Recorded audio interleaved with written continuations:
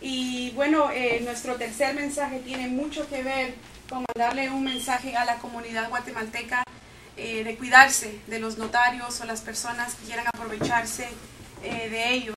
Pero yo le voy a pedir a Felipe Zambolini, representante de la Mirror Coalition, una de las sombrillas más grandes representando a muchas organizaciones inmigrantes en Nueva Inglaterra, que nos hable desde su punto de vista y exprese su solidaridad con esta causa.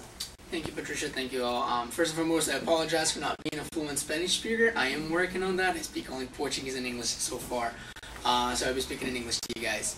It's quite important, and I recalled what happened to Haiti first and foremost. Haiti had, obviously, as we all know, the earthquake.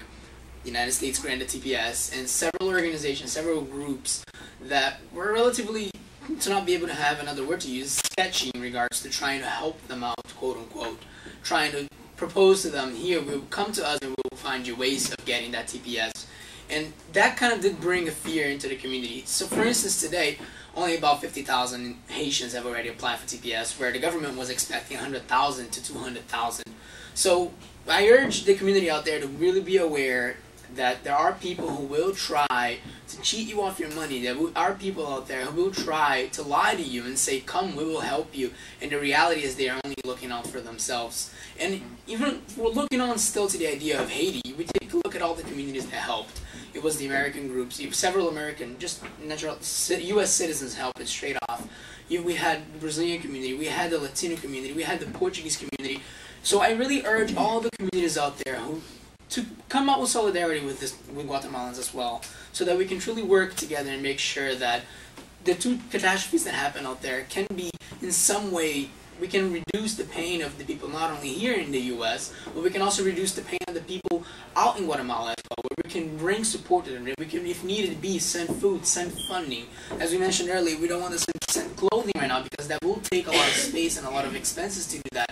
But whatever it is that they need, we urge the community out there, the immigrant community first and foremost, to remember that several of our countries have had similar problems, similar disasters coming about, such as Haiti, obviously, and just really stand in solidarity with Guatemala and do your best so that we can ensure that the people in Guatemala are able to come back from these two disasters that came back to back and become even more successful than they were before. One thing we mentioned earlier is that even in the past, after the very last disaster that we did have in the past 20 years, they weren't able to fully recover from that disaster. So we really want to see Guatemala being able to surge back and be strong. And with that, Mirror Coalition does extend our support, and we are here and we are ready to take on anything that is needed to be taken upon. As we did with the Haitian community, we are ready, and we put ourselves right in front of this needed battle that needs to be to make sure that our government, the United States government,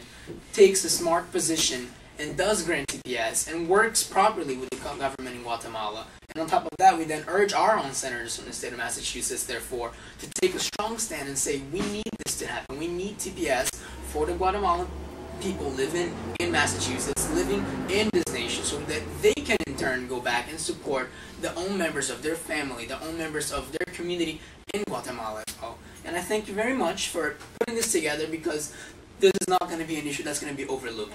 It cannot be overlooked. Our communities need to take a look at this. And even though it is World Cup time, we still need to focus and make sure that our communities, we as activists, we are working so that our communities here, especially the Guatemalan community here, is well treated, and the community in Guatemala can get the right support. So thank you very much.